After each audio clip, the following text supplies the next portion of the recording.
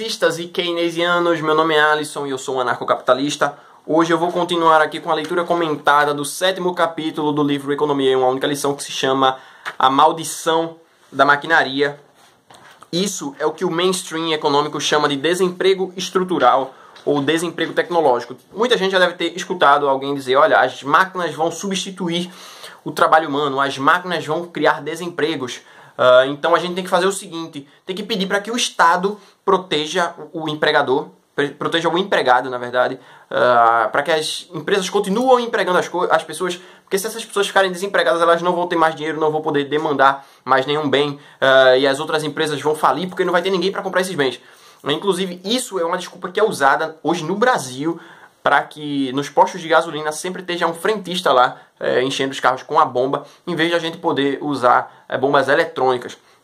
Isso é um absurdo, geralmente é utilizado por sindicatos. Sindicalistas costumam usar muito isso para dizer, olha, véio, a gente precisa do Estado para proteger a gente, porque a gente não quer muito se adaptar ao mercado, a gente não quer melhorar, a gente não quer aprimorar, a gente quer continuar sempre fazendo as mesmas coisas do nosso jeitinho, porque a gente é isso aí. Nós somos progressistas, mas somos anti-progresso. Se a gente parar para analisar, se a gente realmente achar que isso pode acontecer, se o aprimoramento da tecnologia pode criar desempregos, pode criar descivilização, pode criar crises, a gente para e remonta ao passado. Imagine só se os primeiros seres humanos lá não tivessem utilizado, não tivessem criado a roda ou a carroça, tivessem passado por décadas e séculos empurrando as coisas nas costas ou carregando, ou levantando pesos sem necessidade. Naquela época tinha necessidade porque não tinham inventado a roda ainda, né? Mas a partir do momento que você cria novas tecnologias, você cria a roda, você cria a carroça, você pode aprimorar. As pessoas passam a ter qualidade de vida mais elevada e passam a ter uma expectativa de vida maior, né? Porque você evita certos tipos de problemas, inclusive problemas relacionados à saúde.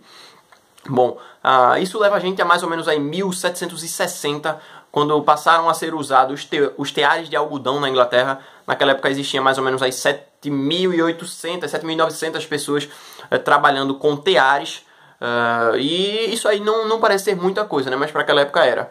Só que 27 anos depois dos teares serem utilizados, passarem a serem utilizados, esse número aumentou 4.400% e chegou a ter mais ou menos aí 320 mil pessoas trabalhando com TA. Então, muita gente tinha medo do seguinte, pô, esses caras agora estão trabalhando com TA, não vão mais querer contratar ninguém. Então a gente tá lascado, velho. Vamos ficar desempregados, não vamos ter mais nada, mas quando a gente vai ver, não, porque você reduziu o preço. Reduz o preço do produto, né?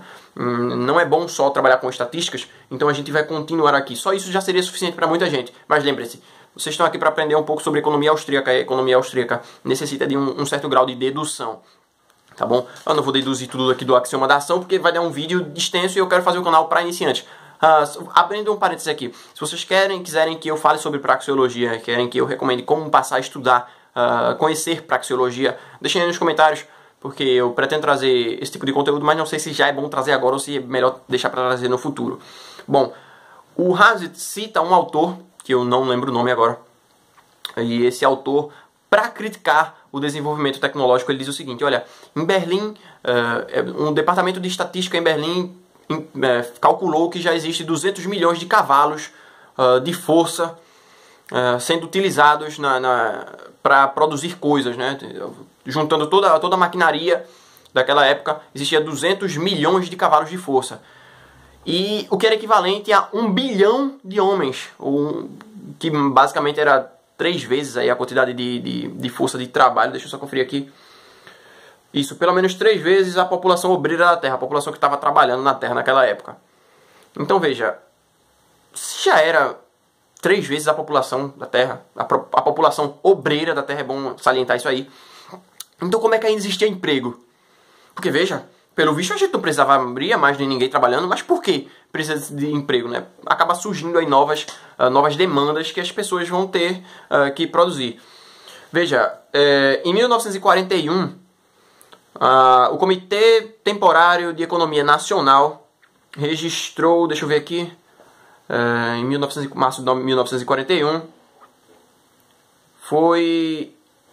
teve alguns problemas relacionados com sindicatos. Porque tinha sindicatos de eletricistas que diziam, olha, a gente não vai mais instalar esse equipamento elétrico de vocês não, véio. eles já sabiam, eles tinham medo do equipamento elétrico tomar o lugar deles, então eles falavam o seguinte: olha, o que vem de fora de Nova York, aqui para dentro, vai ter que ser desmontado e a gente vai remontar para garantir o trabalho do eletricista. Veja, você vai estar gastando capital aí desnecessário, simplesmente porque você quer proteger o emprego de alguém que não acredita, que ele acredita não ter capacidade para se aprimorar. E o Hazlitt cita aqui outros exemplos de encanadores concordaram que canos pré-fabricados para instalações seriam instalados pelos membros dos sindicatos somente se a rosca de uma das extremidades do cano fosse cortada para que se pudesse acrescentar uma nova. Mais um exemplo de você queimar capital de forma desnecessária. E aí, sindicatos dos pintores impuseram restrições ao uso de revólveres pulverizadores, porque eles tinham medo de todo mundo poder pintar mais rápido com os revólveres e você não precisar mais de pincel de alguém lá pintando as coisas com pincel de forma imbecil. Você tem o sindicato de condutores de veículo que exigia que em Nova York, para que alguém estivesse transportando algo em um caminhão, alguém do próprio Nova York tinha que estar ao lado dele, né? Ou seja, você vai assegurar aí o trabalho de alguém que não vai fazer nada. Você também tem a questão de um eletricista para cada prédio.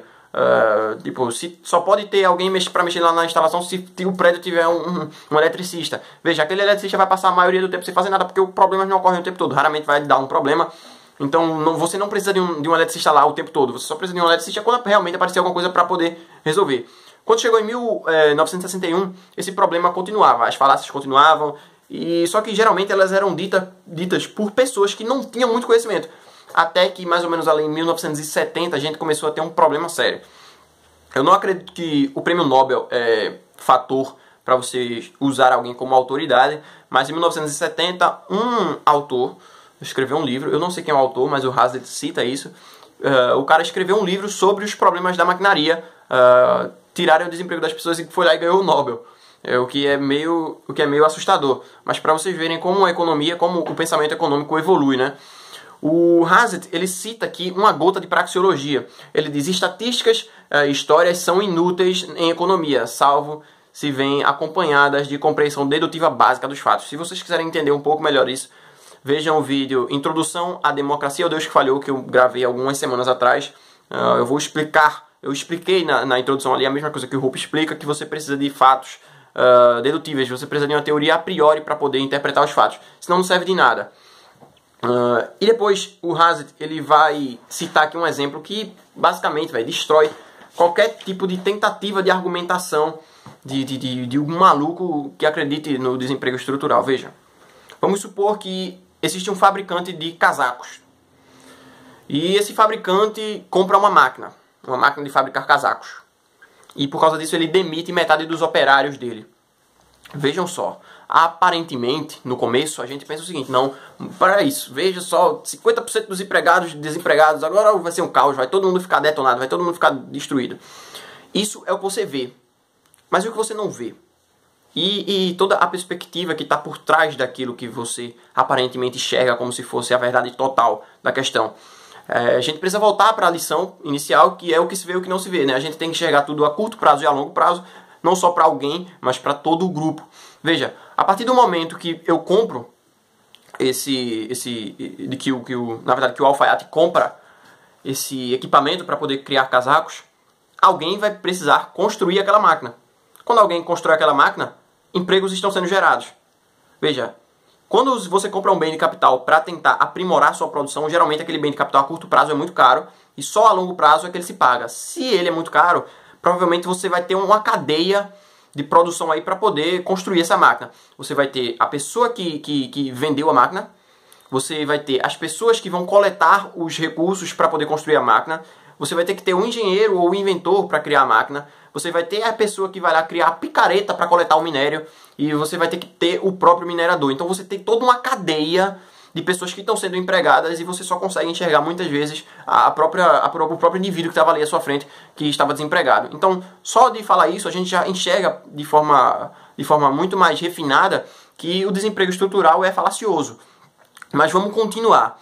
A partir do momento que você pode fazer essa compra desse bem de capital, vai ter uma hora que o bem vai se pagar. né? Você passa a ter lucro sobre esse bem. E aí o empregador, o dono da empresa, vai ter algumas opções do que fazer com o dinheiro que vai estar sobrando, com o lucro extra. Ou ele vai expandir a produtividade dele, ou ele vai expandir os negócios dele, o que é bom, porque expandir produção significa que é mais riqueza para a sociedade. Ou então, ele vai contratar mais pessoas, porque aí a partir desse momento, por exemplo, ele pode fazer uma divulgação aqui, uma divulgação ali, pode chamar alguém para estar espalhando as boas ideias da loja dele. Tá passando um carro de som aqui, desgraçado, rapaz. Ele pode investir o lucro em alguma outra indústria, né? Você pode emprestar o dinheiro para que algum outro indivíduo compre bens de capital e invista em outra indústria. Ou então, você pode fazer mais o que aqui, só para não esquecer. Sim, ou então ele pode simplesmente gastar com coisas que ele quiser. De todas essas maneiras, a produção vai tender a aumentar e isso vai fazer com que as pessoas que foram demitidas sejam realocadas para outra parte da economia. Eu acho que esse vídeo vai ficar muito longo, já está em 11 minutos, mas é assim mesmo. Esse capítulo é um pouco maior, ele tem 11 páginas, tem quase... Então vai ficar aí mais ou menos uns 15 minutos. Mas vamos acelerar aqui o processo. Veja, a partir disso, o que é que vai acontecer? Vamos supor que ele passe a aumentar a produção dele. Ele diga, olha, vou comprar outra máquina para poder demitir mais pessoas. E se ele comprar outra máquina, muita gente vai poder ser empregada para construir novas máquinas. E aí pare para pensar o seguinte, vai chegar um momento em que as outras pessoas, os outros produtores de casacos, os outros concorrentes dele, vão dizer, caramba, aquele caralho tá fazendo os bagulho muito bem. Tô pensando em comprar uma máquina também. Aí ele vai comprar a máquina. Só que quando ele compra a máquina, e tem toda a outra cadeia de trabalhadores trabalhando para ele, vai ter uma hora que a produção deles dois vai entrar ali na questão da concorrência, né? Você vai ter que começar a reduzir o preço dos seus produtos para oferecer um serviço mais barato, e a partir de oferecer um serviço mais barato, mais pessoas chegarem na sua loja.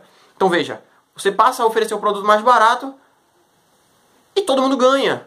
Porque o comprador, em vez de gastar agora $150 em um casaco, vai gastar 100. Aqueles $50 que ele guardou, ele vai fazer o quê? As mesmas coisas que o empregador fez antes, né? Ele pode guardar para consumir em outras coisas e gerar emprego, ou ele pode gastar para aumentar algum tipo de produção que ele tenha, ou ele pode, sei lá, poupar e emprestar para alguém, ou pode começar a poupar para comprar bens de capital e criar sua própria indústria e com isso contratar mais gente. Então veja, não existe lastro na lógica para que você diga que os empregos acabarão, porque novas demandas sempre vão surgir.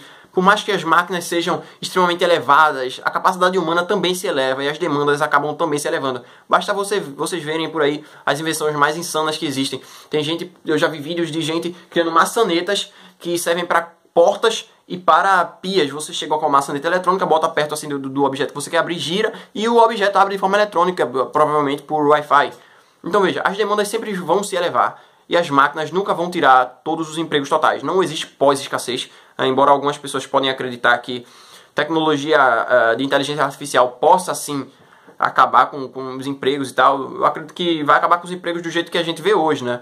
Vai tudo acabar se tornando mais fácil e consequentemente mais barato. Eu vou ficando por aqui. Desculpe pelo vídeo grande, é porque é um vídeo que realmente é muito interessante. É um conteúdo muito interessante. Leiam Hazard e o próximo capítulo é esquemas de difusão do trabalho. Se inscrevam no canal e deixem um like nesse vídeo. Valeu, falou e fui.